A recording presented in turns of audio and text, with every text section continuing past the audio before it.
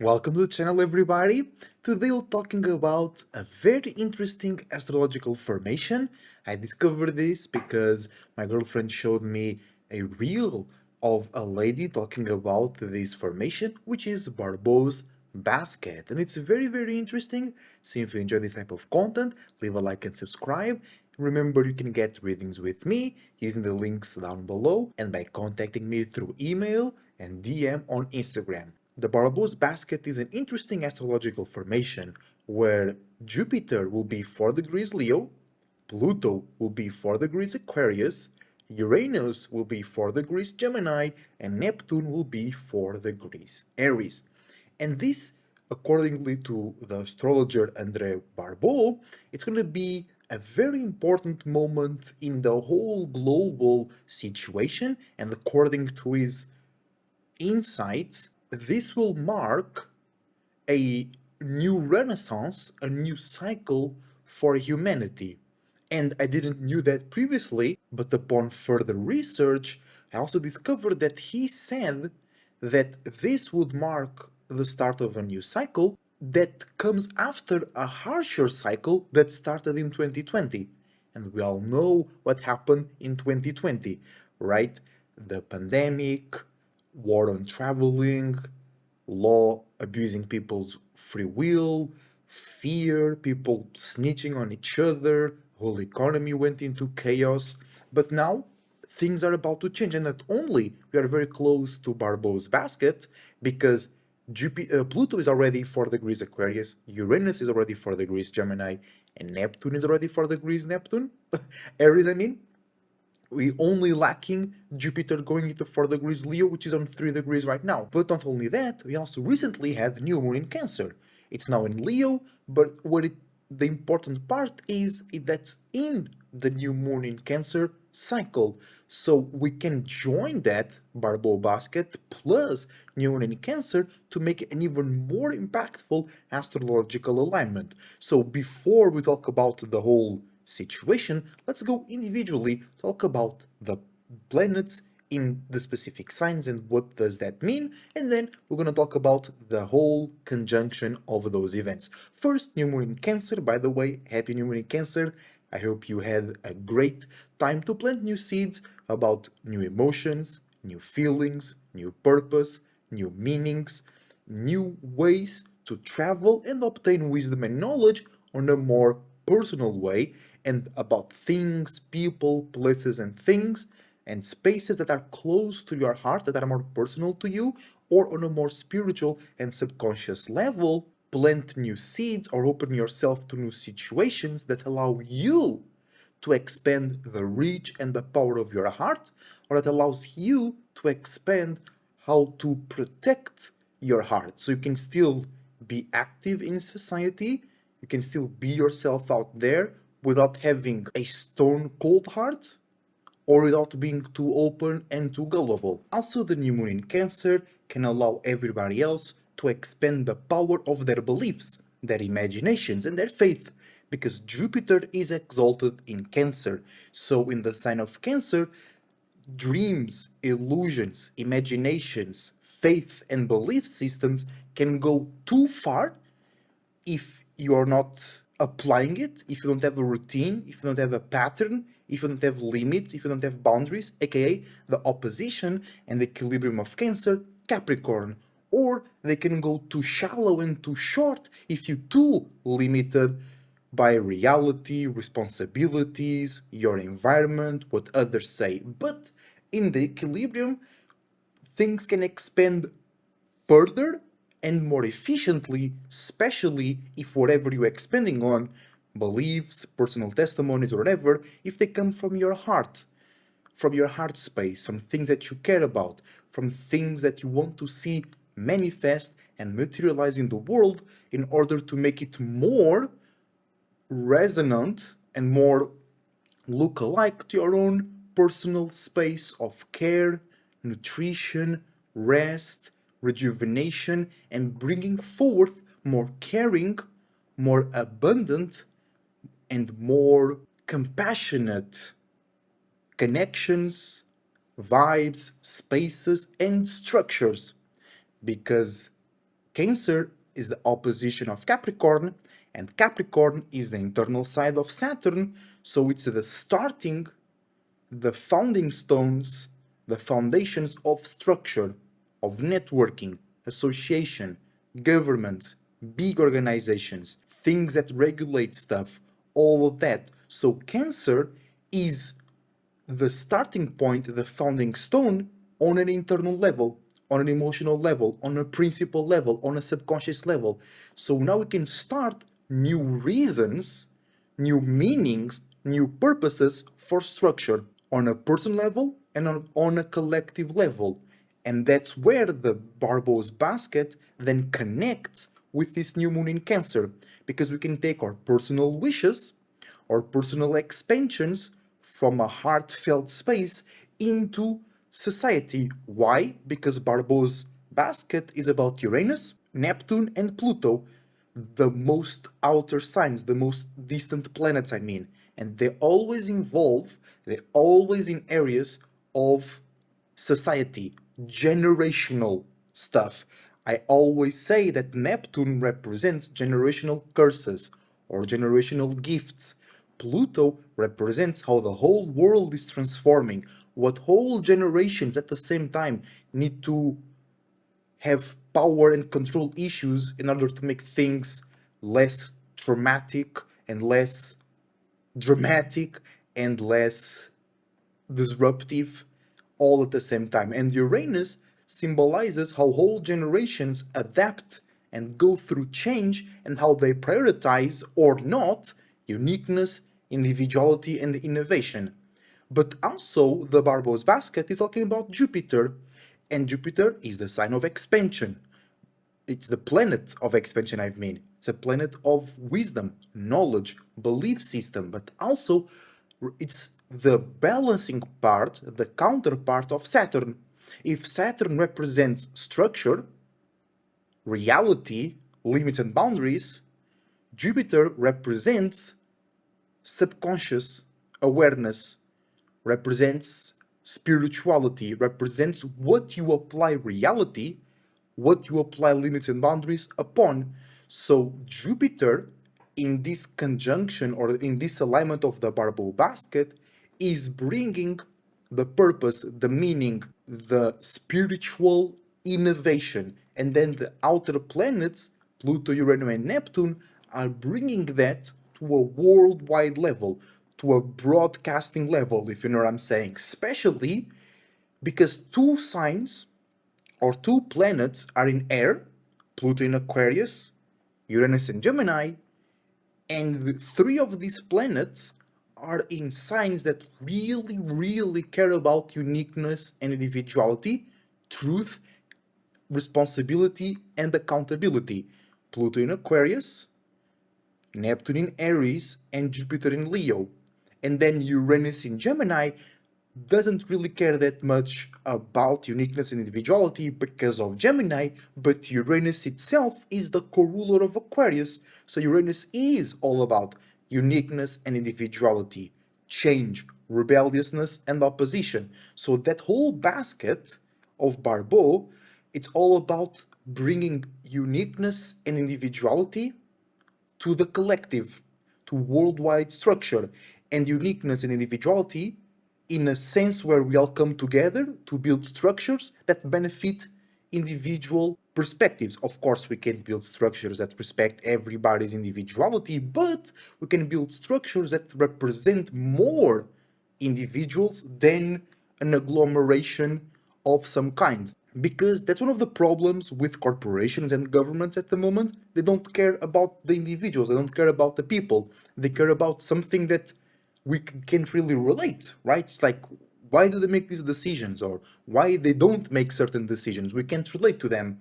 And this new astrological alignment can bring forward that vision and perspective to those corporations and governments, where not only the governments and the corporations themselves will care more about the people will care more about government, because I'm realistic in that aspect where I think that people also weren't caring enough and they were not participating enough in government. It's a weird relationship, But that's one reason why the government fell out of touch with the people, because the people fell out of touch with the government. But that's a whole video. There is a lot of reasonings and meanings behind that. But people, or the people in general, will start to feel that it's possible and profitable on a personal level to be a part of networkings and associations, that they can have power into their own lives. They can have power back, because now most people have limited power to their lives. They can choose where they eat or what they eat, for example. They can choose where they work. Sometimes they can't, but they can choose almost anything about their lives when it comes to government decisions. They have no saying in economics, in war politics, they have no saying in rules and regulations that they have to abide. And I think, especially with Pluto in Aquarius, that's going to change. It's a transformation happening right now where structures, governments, and organizations, things that create and regulate laws, will become more collective, more associative, and they'll care more about freedom, they'll care more about innovation, and they'll care more about individuality.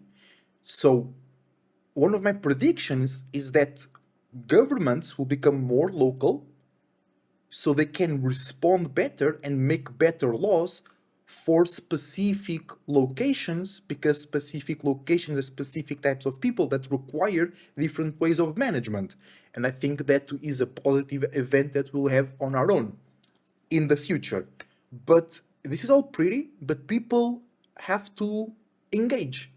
This will help people be more aware and care and believe that they can do it. Because I think one of the problems was that people started to believe they couldn't do it. They couldn't take power into their own hands.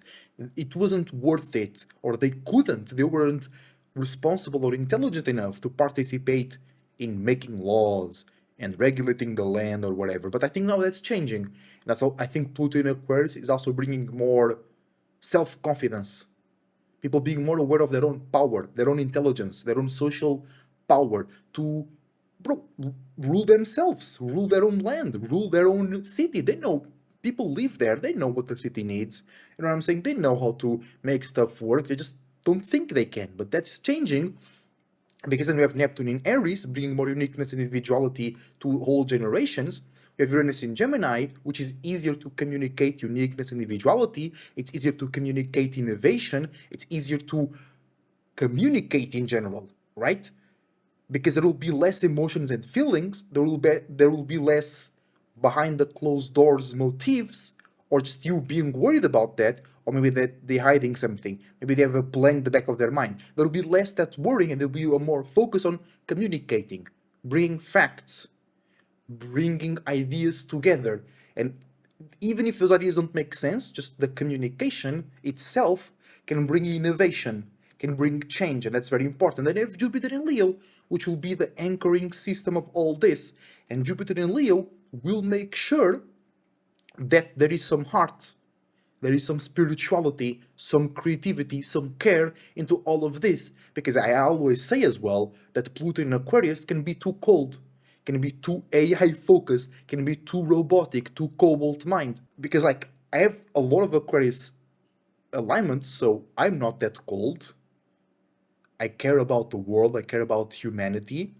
But when we expand the scope and a lot of people start making decisions that humanity can lack.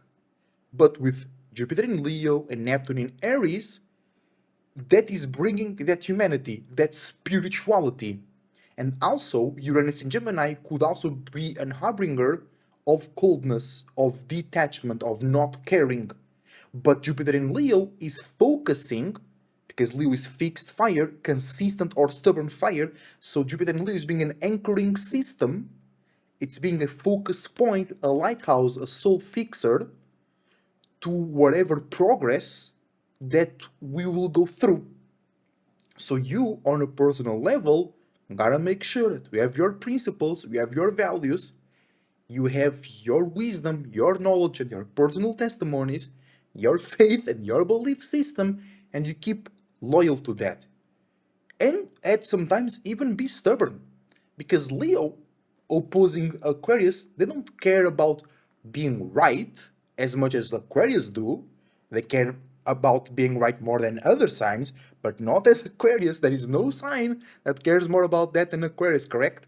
So sometimes you have to be stubborn with your wisdom and with your knowledge so you can understand things for yourselves, because you might be wrong, but if you don't understand, if you don't have the machinations in your own mind to understand why you're wrong or why you should change your wisdom and your knowledge and your beliefs, you will have a faulty mind or a faulty heart. While Aquarius, sometimes they will change real quick or they'll hurt themselves because they need to be right, and they skip certain processes, they skip certain steps in making a healthy mind or a healthy transition or healthy belief system. Jupiter in Leo, it's about you being fixed or stubborn, being loyal to your principles, to your values, to your reason, and to your knowledge until you are sure about that change or about adapting or about associating or about being a part of something. And also, Jupiter in Leo, it's all about expressing your wisdom and knowledge in a consistent way, or stubborn, until, once again, you come around the conclusion that you need to change or adapt what you believe in.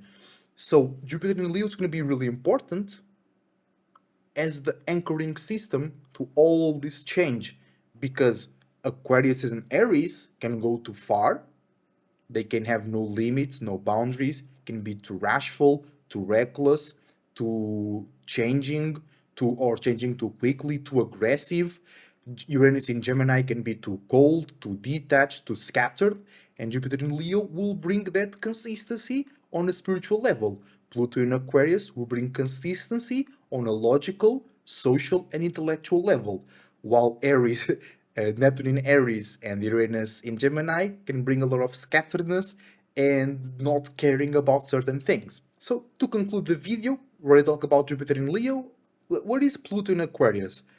Quickly, it's a sign that the whole world, on a societal level as well, is transforming into a place where the whole world, but more importantly, structure, organizations, big organizations, big structures are becoming more logical, more transparent, more human, and with more support systems for uniqueness and individuality for the individual and its community. So even though that Aquarius is all about internet and 11th house type stuff like broadcasting to the whole world or being able to connect with the whole world, on an ironic level, it's all about community, you being open and connected to your surroundings, because Gemini comes from the third house. It's about your surroundings, but it's not about connecting to your surroundings. It's about you being aware of your surroundings and your surroundings being aware of you. But it's not consistent, it's not fixed. Mercury is not exalted in Gemini like it is in Aquarius, so there is no communication or care for that. While Aquarius is where things get fixed and consistent or stubborn or weird, because you really care about your community, you really care about what's going on around you, you really care about if things are correct, rightful, unique, individual, and if they have the right laws, for example, for that community, because every community needs their own set of laws, their own set of management criteria. And Pluto in Aquarius is bringing that transformation. And the key part as well is bringing transparency, because there was a lot of weird things happening in high positions of power.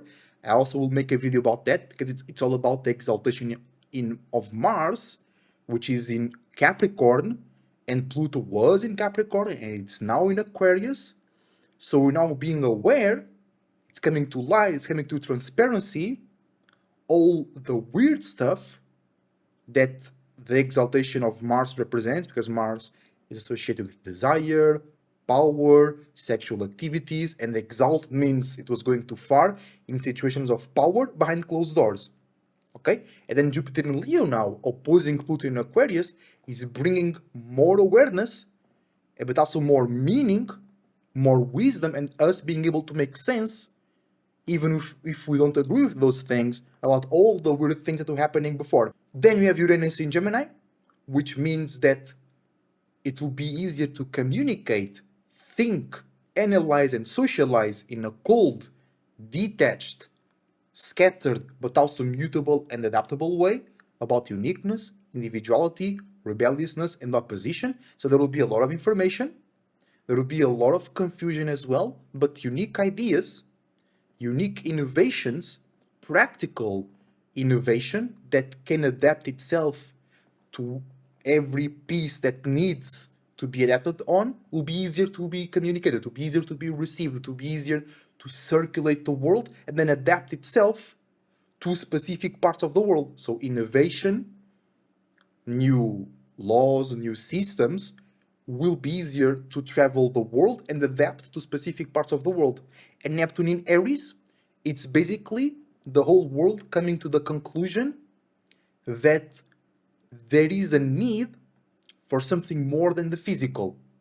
There is a need for, and there was always there, but it was not accepted in general, of the spiritual, of the subconscious, the need to be individual, the need to be yourself, to have personal beliefs, personal interests, personal insecurities, a strong personality, but connected with everybody else, and the world around you being built upon that.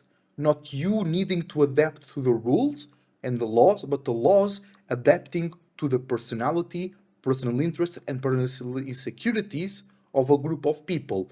And Neptune in Aries is also bringing to the surface, to the conscious, to expression, to desires, to your personality, to your personal life, generational curses, and generational powers.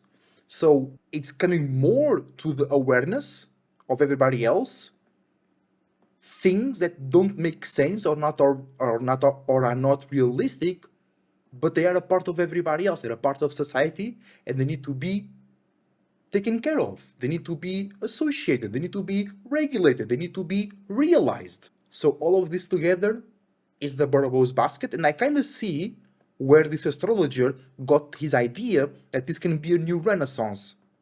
Because we have a lot of uniqueness, a lot of individuality, a lot of spirituality associated with unique communication, unique surroundings. An easier time for everybody else to accept it, to have less boundaries, to have less emotional blockages and defenses, Gemini, about innovation, about uniqueness, about rebelliousness. Because for a long time, people complain about the government, but they don't rebel in the right way. Because when we see rebellion, it's fighting, protests, and that's not the right way to rebel. The right way to rebel, in my opinion, is to build their own systems or cooperate with the current systems and change it, not fight it.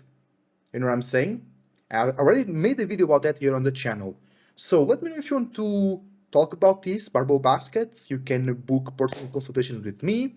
Maybe I'll talk more about this if I see any current examples in the world. I think this is really, really interesting. Plus, it's right after a new moon in Cancer cycle, which can really help personal belief systems come into reality, and the world is now more ready. The world is a better womb for those type of things. So thank you for watching. I wish you the best thoughts, ideas, feelings, and emotions. A whole bunch of individuality, creativity, and responsibility as well. Keep it cool, keep it healthy, and I see you on the next one.